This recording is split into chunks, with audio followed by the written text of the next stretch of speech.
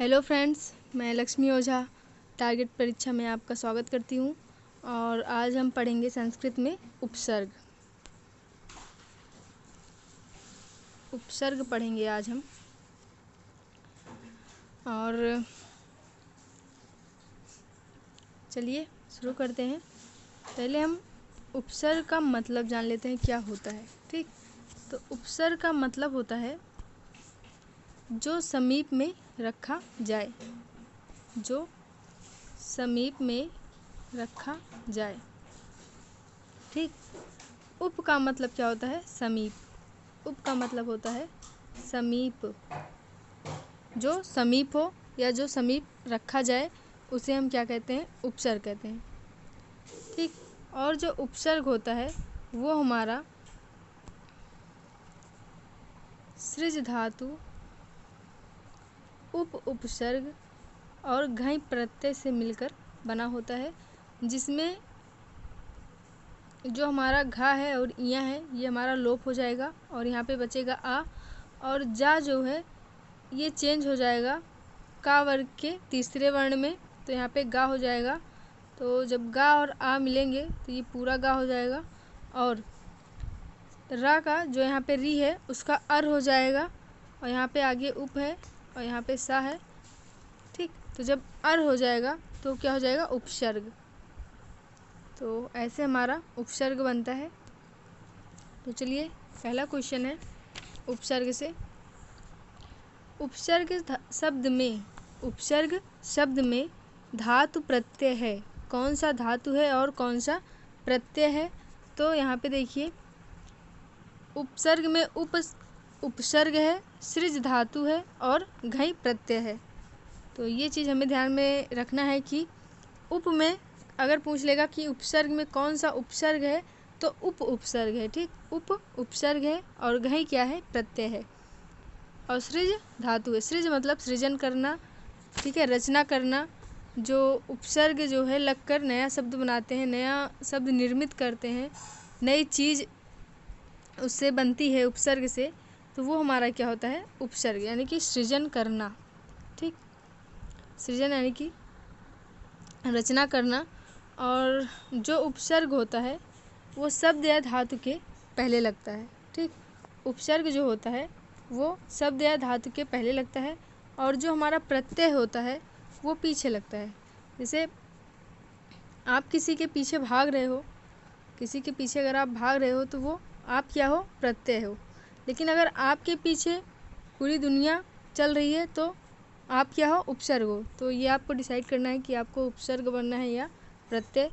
तो चलिए अगला है, क्रिया के योग में प्रा आदि की क्या संज्ञा होती है? तो क्रिया के योग में प्रा आदि की हमारी उपसर्ग संज्ञा होती है। और पाणिनि जी ने लिखा है कि प्रादयः उपसर्गः क्रिया योगे। क्या लिखा है? प्रादयः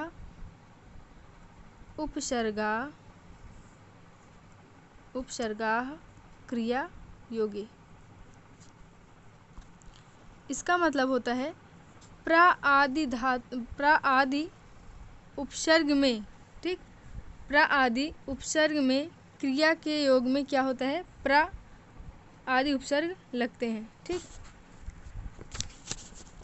तो जो हमारे 22 उपसर्ग हैं, अगर पूछ लिया कितने उपसर्ग हैं तो 22 उपसर्ग हैं हमारे। और 22 उपसर्ग में प्रा, परा, अप, सम, अनु, अव, निस, निर, दुस, दुर, वि, आंग, नी, अधि, अपि, अति, सु, उत, अभि, प्रति, परि, उप, ये सारे क्या हैं? उपसर्ग हैं। तो वही कह रहा है कि प्रा आदि, यानी कि प्रा के बाद और भी जितने हैं, ठीक, प्रा के बाद और भी जितने उपसर्ग हैं उन सब में क्रिया के योग में क्या लगेगा? उपसर्ग। ठीक, प्रा आदि उपसर्ग संज्ञक होते हैं। तो क्रिया के योग में प्रा आदि उपसर्ग संज्ञक होते हैं, ये कह रहा है इसमें।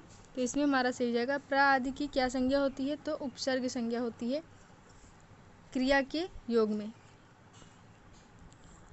अगला है, उपसर्ग संज्ञा विधायक सूत्र है। उपसर्ग संज्ञा विधायक सूत्र कौन सा है? तो प्रादयः उपसर्गाः क्रिया योगे। प्रादया उपसर्गा क्रिया योग है, यानी कि क्रिया के योग में प्र आदि की, यानी कि प्र के बाद और भी जितने उपसर्ग हैं उनकी उपसर्ग संज्ञा होती है।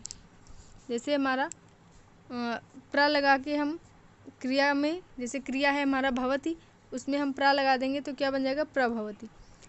उसी में परा भवती कर देंगे, परा लगा देंगे, परा उपसर्ग, तो हमारा परा भवती हो जाएगा। और इन दोनों का जो अर्थ है वो अलग अलग होगा। जैसे अप उपसर्ग है, अप में हरति जो है क्रिया है वो लगा देंगे, अप हरति बन जाएगा। ठीक, तो आगे चलते हैं। अगला क्वेश्चन है हमारा, उपसर्ग जुड़ते हैं, उपसर्ग जुड़ते हैं तो कहाँ जुड़ते हैं उपसर्ग? धातु में जुड़ते हैं या शब्द में जुड़ते हैं या क्रिया में जुड़ते हैं, तो कहाँ जुड़ते हैं ये पूछ रहा है हमसे। तो उपसर्ग जो है वो धातु या शब्द के पहले जुड़ते हैं, यानी कि पूर्व में। अंत में तो जुड़ेंगे नहीं, मध्य में भी नहीं जुड़ेंगे, तो ऑप्शन नंबर बी हमारा सही हो जाएगा। जो उपसर्ग होता है वो पहले लगता है और जो प्रत्यय होता है वो बाद में लगता है, तो यहाँ पे ऑप्शन नंबर बी हमारा क्या हो जाएगा सही। अगला है, उपसर्ग कितने हैं? तो उपसर्ग अभी हमने आपको बताया कि 22 उपसर्ग हैं। प्रा परा अप सम अनु निस निर दुस दुर वी आंग नी अधि अपि अति सु और उत अभि प्रति परि उप, ये सारे क्या हैं 22 उपसर्ग। ठीक, और जो उपसर्ग होते हैं वो हमेशा धातुओं या शब्द के पूर्व में ही जोड़े जाते हैं और उपसर्ग अव्यय पद भी होते हैं। ठीक, उपसर्ग जो है ये क्या होते हैं अव्यय भी होते हैं, अव्यय पद भी होते हैं। तो आगे चलते हैं। अगला क्वेश्चन है, निम्नलिखित में से कौन सा उपसर्ग नहीं है? तो देखिए, सु उपसर्ग है, उत भी उपसर्ग है, अति भी उपसर्ग है, लेकिन अधिक क्या है ये हमारा उपसर्ग नहीं है। ऑप्शन नंबर डी हमारा क्या हो जाएगा अशुद्ध है, यानी कि गलत है, उपसर्ग नहीं है। अगला है, उपसर्गों का समूह नहीं है। कौन सा उपसर्गों का समूह नहीं है? तो देखिए, अधि अपि अति अभि ये सारे उपसर्ग हैं। प्र परा प्रति परि ये भी उपसर्ग है। निस निर दुस दुर ये भी उपसर्ग है।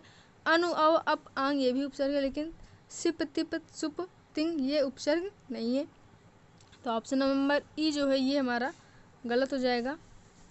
ठीक, और देखिए इसमें 4 4 4 4 हैं, तो 4 4 8 4 12 4 16 उपसर्ग यहाँ पे दिए गए हैं, ये आप 16 याद कर लीजिए। और जो 6 बचे हैं वो भी अभी इसी में क्वेश्चन में आ जाएंगे। तो चलिए,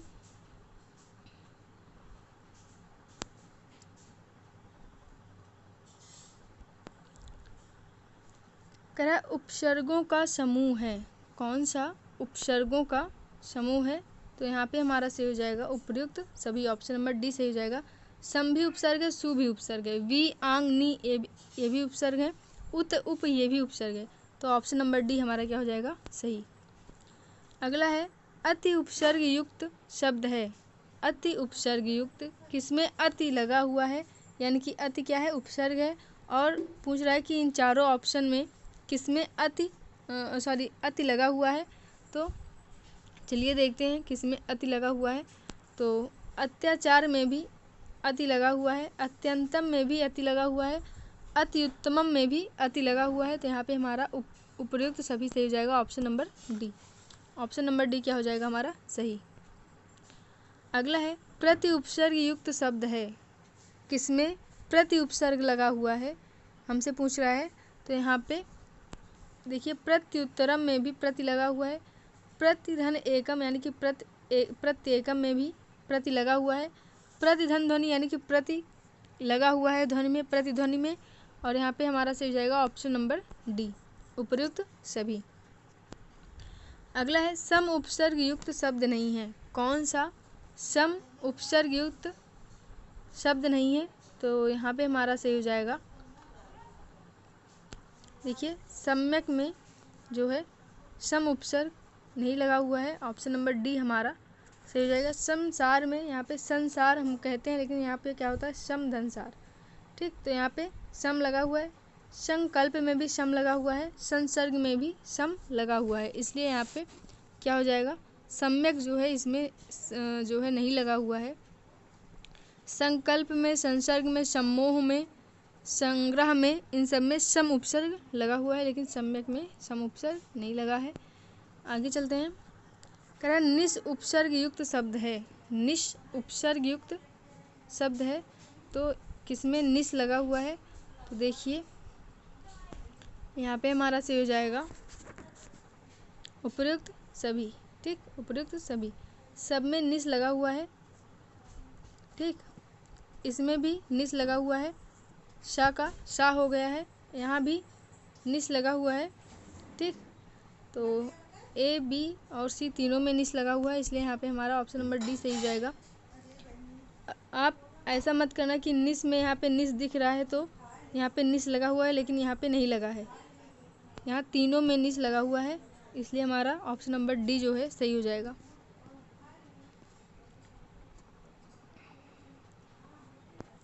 अगला है निर उपसर्ग युक्त पद नहीं है। कौन सा निर उपसर्ग युक्त पद नहीं है? तो देखिए जो यहाँ पे साफ साफ दिख रहा है कि निबंधा जो है इसमें निर नहीं लगा हुआ है। ठीक, तो यहाँ पे ऑप्शन नंबर डी जो है सही हो जाएगा। निरक्षरः में निर लगा हुआ है, निर्दयः में निर लगा हुआ है और निरोगः में निर लगा हुआ है, इसलिए यहाँ पे ऑप्शन नंबर डी जो है ये हमारा गलत है। चलिए आगे चलते हैं। दुस उपसर्ग युक्त पद नहीं है। किसमें दुस शब्द, दुस उपसर्ग नहीं लगा हुआ है पूछ रहा है हमसे। तो देखिए यहाँ पे साफ साफ दिख रहा है कि दुरात्मा में दुस उपसर्ग नहीं लगा हुआ है। दुस्तरह में लगा हुआ है, दुस्साहस में भी लगा हुआ है, दुष्करह में भी लगा हुआ है, लेकिन दुरात्मा में दुस उपसर्ग नहीं है। अगला है नि उपसर्ग युक्त शब्द नहीं है। कौन सा नि उपसर्ग युक्त शब्द नहीं है? तो यहाँ पे देखिए ऑप्शन नंबर डी जो है इसमें नि उपसर्ग नहीं लगा हुआ है, यहाँ पे निस उपसर्ग लगा हुआ है। ठीक, तो यहाँ पे निस उपसर्ग लगा हुआ है और नियुक्त में नी लगा हुआ है, निवारणम में नी लगा हुआ है, निषेधा में भी नी लगा हुआ है, लेकिन निस्तत्वम में कौन सा लगा हुआ है? तो निस। चलिए आगे चलते हैं। दुर उपसर्ग नहीं प्रयुक्त है। किसमें दुर उपसर्ग का प्रयोग नहीं हुआ है? तो देखिए इसमें दुस्तरह यहाँ पे दिखाई दे रहा है, दुस्तरह में दुर उपसर्ग नहीं लगा हुआ है, यहाँ पे दुस है, दुस उपसर्ग लगा हुआ है। तो यहाँ पे दुस्तरा में दुस लगा हुआ है और दुराचारा में दुर लगा हुआ है, दुराग्रह में भी दुर लगा है और दुर्गति में भी क्या लगा है? दुर लगा है। तो ऑप्शन नंबर डी हमारा गलत हो जाएगा, इसमें दुस उपसर्ग लगा हुआ है, दुर नहीं लगा हुआ है। अगला है आंग उपसर्ग युक्त शब्द है। ठीक, आंग उपसर्ग किसमें लगा हुआ है? तो आंग उपसर्ग देखिए हमारा आहारा में भी आंग उपसर्ग लगा है, आचारा में भी आंग उपसर्ग लगा है, आगमनम में भी आंग उपसर्ग लगा है। उपयुक्त सभी यहाँ पे ऑप्शन नंबर डी जो है ये सही हो जाएगा। आंग का मतलब आंग में क्या शेष बचता है? आ। ठीक, आंग उपसर्ग में आ हमारा शेष बचता है और इसका अर्थ होता है तक, कम या स्वीकृति। ठीक, जैसे हमारा हो गया आहारा, आरंभा, आचारा, आग्रह, आगमनम, इन सब में आंग उपसर्ग लगा हुआ है। कह रहा स्वागतम में उपसर्ग है। तो देखिए स्वागतम में स्व उपसर्ग तो है, लेकिन एक उपसर्ग और लगा हुआ है, सु और आंग, इसमें दो उपसर्ग लगते हैं। स्वागता में सु उपसर्ग है, लेकिन इसमें जो है आंग उपसर्ग भी लगा हुआ है। ठीक, तो यहाँ पे ऑप्शन नंबर बी हमारा सही हो जाएगा। अगला है अधि उपसर्ग युक्त पद है। अधि उपसर्ग किसमें लगा हुआ है? तो देखिए अधि जो है वो हमारा लगा है, अधिकम में भी अधि है, अध्यक्षा में भी अधि है और आध्यात्मनम में भी आध्यात्मनम, यहाँ आध्यात्मम है, इसमें भी अधि उपसर्ग लगा हुआ है, लेकिन ऑप्शन नंबर इसमें क्या हो जाएगा? ऑप्शन नंबर डी हमारा सही हो जाएगा कि तीनों में अधि उपसर्ग लगा हुआ है। अगला है उपसर्ग युक्त पद नहीं है। कौन किसमें जो है उपसर्ग नहीं लगा हुआ है? तो देखिए यहाँ पे साफ साफ दिख रहा है कि जो हमारा सुवेशा है इसमें लगा हुआ है उपसर्ग, सूक्ति में भी उपसर्ग लगा हुआ है, सुपुत्रा में भी उपसर्ग लगा हुआ है, लेकिन कदाचारः जो है इसमें हमारा उपसर्ग नहीं लगा हुआ है। ठीक, कदा कोई उपसर्ग नहीं है, तो यहाँ पे ऑप्शन नंबर डी हमारा क्या हो जाएगा, गलत हो जाएगा। ऑप्शन नंबर डी हमारा गलत है। अगला है उत उपसर्ग युक्त पद नहीं है, किसमें उत उपसर्ग नहीं लगा हुआ है, तो यहाँ पे हमारा उपाधि में जो है उत उपसर्ग नहीं है, उद्धारा में उत उपसर्ग है, उन्नति में भी उत उपसर्ग है और उत्तरम में भी उत उपसर्ग है। उत का मतलब क्या होता है, श्रेष्ठ या ऊपर या विपरीत। देखिए उत्पत्ति, उत्तरम, उत्तमा, उन्नति, उद्धारा में इन सब में उत उपसर्ग लगा है, लेकिन उपाधि में क्या है, नहीं लगा है। अगला है किस पद में दो दो उपसर्ग जुड़े हैं, तो देखिए यहाँ पे स्वागतम जो है, स्वागतम इसमें दो उपसर्ग जुड़ा हुआ है, स्वागतम में भी। ठीक, और यहाँ पे जो हमारा अभ्यागता है इसमें भी दो दो उपसर्ग जुड़े हुए हैं, और प्रति उत्तरम में भी दो दो उपसर्ग जुड़ा हुआ है, तो यहाँ पे हमारा क्या हो जाएगा, ऑप्शन नंबर डी जो है सही हो जाएगा। अगला क्वेश्चन है किस पद में परि उपसर्ग नहीं है, किस पद में परि उपसर्ग नहीं है, तो यहाँ पे देखिए प्रतिकूलम में परि उपसर्ग नहीं है, प्रति इसमें प्रति उपसर्ग है, तो यहाँ पे पर्याय में परि उपसर्ग है, परिचय में भी परि है, पर्यावरण में भी परि उपसर्ग लगा हुआ है, लेकिन प्रतिकूलम में कौन सा उपसर्ग है, प्रति।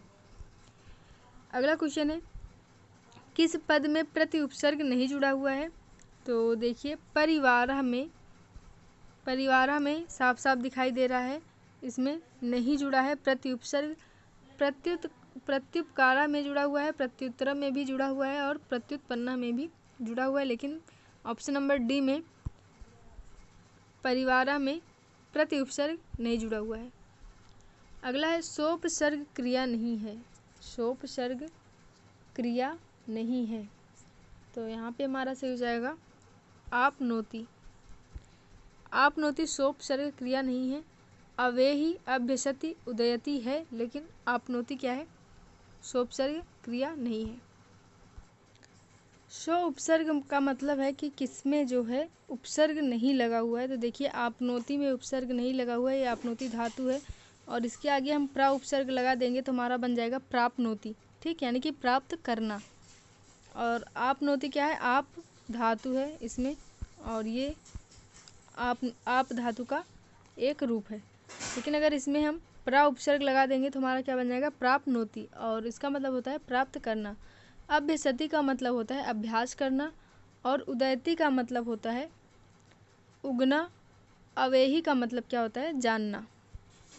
चलिए आगे चलते हैं। कह रहा है सोपसर्ग यानी कि उपसर्ग सहित क्रिया है, तो उपसर्ग सहित क्रिया है इसका मतलब किसमें उपसर्ग लगा हुआ है, तो आप ध्यान में इसको रखिएगा कि सोपसर्ग मतलब का क्या होता है, उपसर्ग सहित क्रिया, उपसर्ग सहित जिसमें उपसर्ग लगा हुआ है। अगर नहीं कहेगा इसमें कि कौन सा नहीं है, तो उसमें पूछ रहा है कि उपसर्ग सहित क्रिया किसमें नहीं लगी है। ठीक, उपसर्ग किसमें नहीं लगा हुआ है, तो यहाँ पे पूछ रहा है कि उपसर्ग किसमें लगा हुआ है, कौन सी उपसर्ग सहित क्रिया है, यानी कि सोपसर्ग।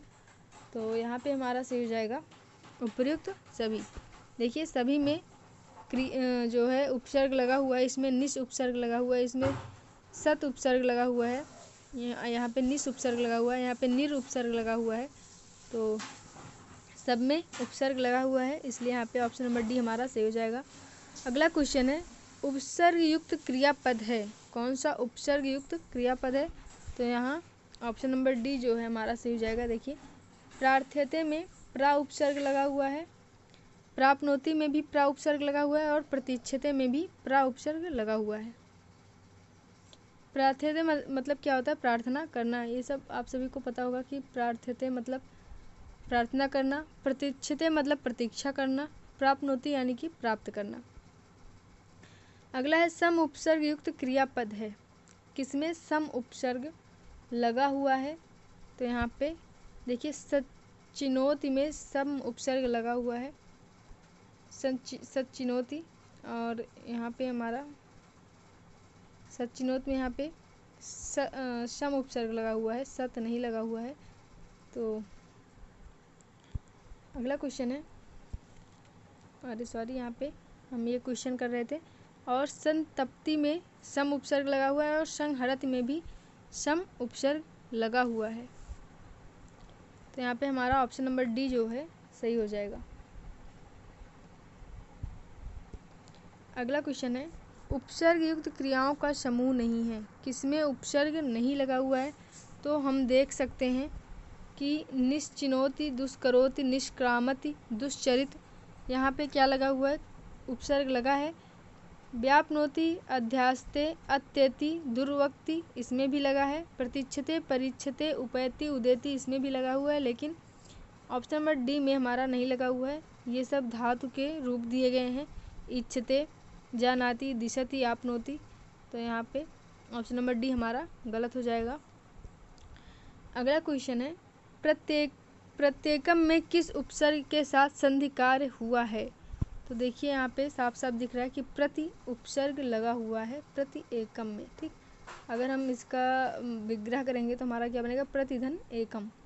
तो यहाँ पे प्रत्येकम हो जाएगा और प्रति उपसर्ग लगा हुआ है इसमें। अगला क्वेश्चन है, उपसर्ग क्या है? उपसर्ग क्या है? तो यहाँ पे जो उपसर्ग है वो अव्यय होता है। ठीक,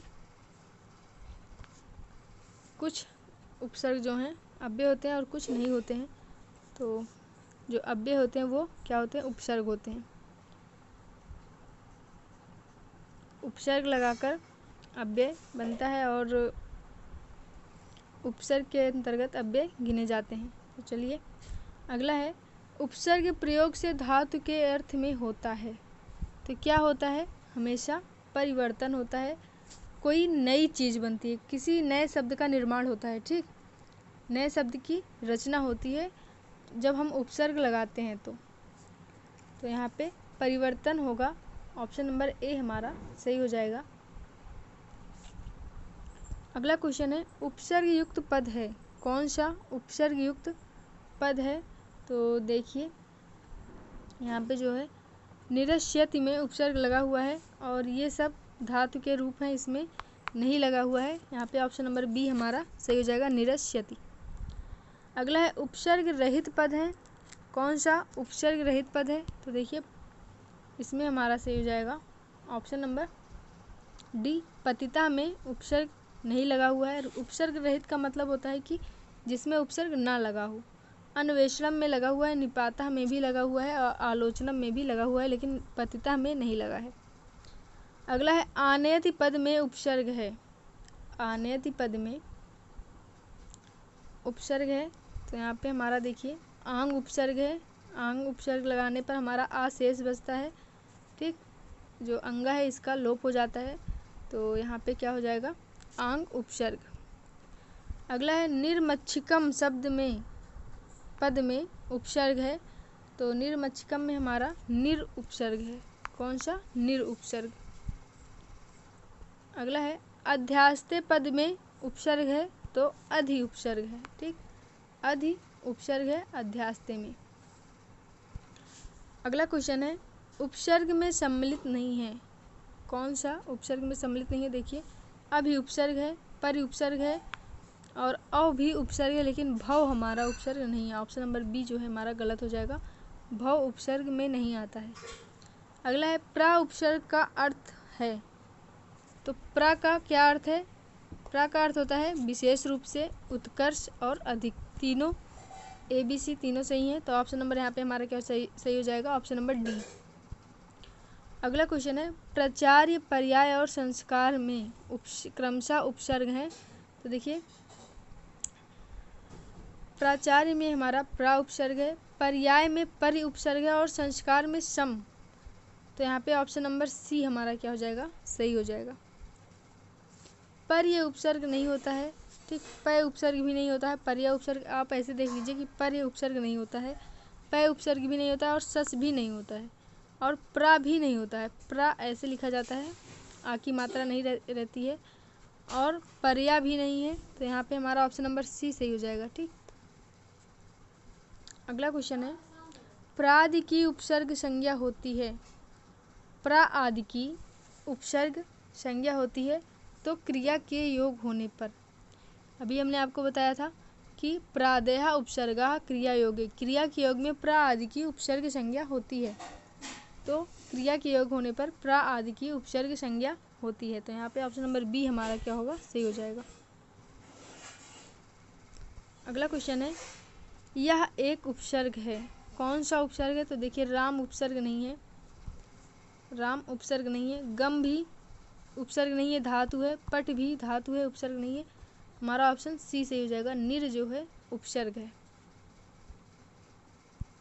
अगला क्वेश्चन है, अधीत्य पद में उपसर्ग है, अधीत्य पद में कौन सा उपसर्ग है? तो अधि उपसर्ग है इसमें, ठीक। लेप प्रत्यय होता है और या कोई उपसर्ग नहीं है, अधि भी कोई उपसर्ग नहीं है, लेकिन अधि ऑप्शन नंबर डी हमारा सही हो जाएगा। अगला क्वेश्चन है, उपसर्ग संज्ञा किसकी होती है? तो जो उपसर्ग संज्ञा होती है वो प्रादि की होती है, प्रा आदि की क्या होती है, उपसर्ग संज्ञा होती है क्रिया के योग में। अगला क्वेश्चन है, निर्गतम पद में उपसर्ग है, निर्गतम पद में कौन सा उपसर्ग है? तो ऑप्शन नंबर ए हमारा सही हो जाएगा, निर उपसर्ग है। अगला क्वेश्चन है, उपसर्ग में किसकी गणना नहीं होती है? तो देखिए जो मत है ये उपसर्ग में इसकी गणना नहीं होती है, परा उपसर्ग है, सम उपसर्ग है, निस भी उपसर्ग है, लेकिन मत उपसर्ग नहीं है। तो ऑप्शन नंबर बी हमारा जो है गलत हो जाएगा। अगला क्वेश्चन है, किस पद में सम उपसर्ग है? किस पद में सम उपसर्ग है? तो देखिए समझौता ये हिंदी का है, सामना भी स्वयं में भी नहीं है, संस्कार संस्कार है, तो यहाँ पे सम उपसर्ग है, संस्कार में क्या है, सम उपसर्ग। तो यहाँ ऑप्शन नंबर हमारा सी सही हो जाएगा। अगला क्वेश्चन है, उच्चारण शब्द में उपसर्ग है, उच्चारण शब्द में कौन सा उपसर्ग है? तो यहाँ पे हमारा सही हो जाएगा ऑप्शन नंबर बी, उत उपसर्ग है, उत उपसर्ग है। चलिए ये हमारा है रचना से क्वेश्चन।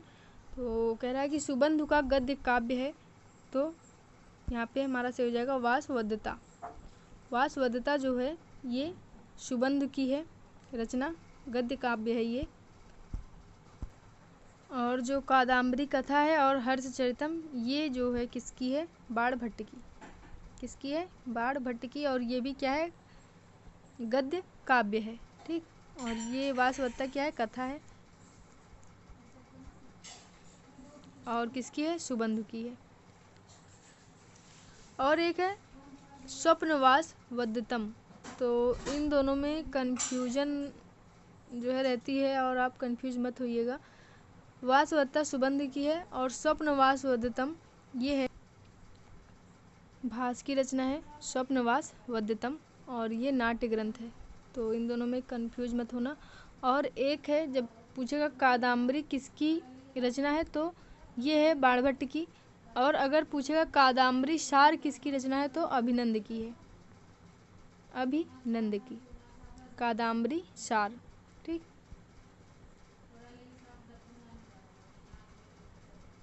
जो कादम्बरी सार है वो अभिनंद की है, और अगर कादम्बरी पूछेगा कथा तो वो जो है किसकी है, बाणभट्ट की है। और ये कादम्बरी सार है ये क्या है, महाकाव्य है, ठीक, महाकाव्य है। चलिए अगला क्वेश्चन है, शेर को संस्कृत में क्या कहते हैं? शेर को संस्कृत में क्या कहते हैं? तो देखिए सिंघा केसरी मृगेंद्र वनाधिपा, ये हम शेर को कहते हैं संस्कृत में, और यहाँ पे उपयुक्त सभी नहीं होगा, ठीक। सिंह को क्या कहेंगे हम, शेर को क्या कहेंगे, सिंह, केसरी, मृगेंद्र और वनाधिपा, ठीक। मृग को मृगेंद्र नहीं कहेंगे, यानी कि जो है इसे हम क्या कहेंगे, शेर, ये शेर की पर्यायवाची है मृगेंद्र। और जो हरिणा है, मृगा है, कुरंग है, ये हमारी किसकी पर्यायवाची है, ये है हिरण की पर्यायवाची, ठीक, हिरण की पर्यायवाची है। और जो सूकर है और वराह है ये किसका है, तो ये जो है ये सुअर की पर्यायवाची है, ठीक। सुअर को हम संस्कृत में कहते हैं सूकरः और वाराह। अगला क्वेश्चन है, शतम सहस्त्रम अयुतम ये सदा किस लिंग में रहते हैं? तो ये होते हैं एक वचन और नपुंसक लिंग में। ऑप्शन नंबर डी हमारा सही हो जाएगा। शतम मतलब 100 और सहस्त्रम मतलब 1000 और अयुतम मतलब 10,000। ठीक, तो ये हमेशा किस में होते हैं? एक वचन नपुंसक लिंग में। और हैं वो भी जो है किस में होते हैं? एक वचन में नपुंसक लिंग में होते हैं और इनके रूप जो हैं वो फल की तरह चलते हैं। किसकी तरह? फल की तरह रूप चलते हैं। और देखिए और भी है जो शतम सहस्त्रम अयुतम लक्षम यानी कि लाख और नियुतम प्रयुतम ये सब जो हैं किस में आते हैं? एक वचन नपुंसक लिंग में। ठीक, तो आज के लिए इतना ही। आशा करती हूँ आप लोगों को वीडियो पसंद आ रहा होगा। Thank you.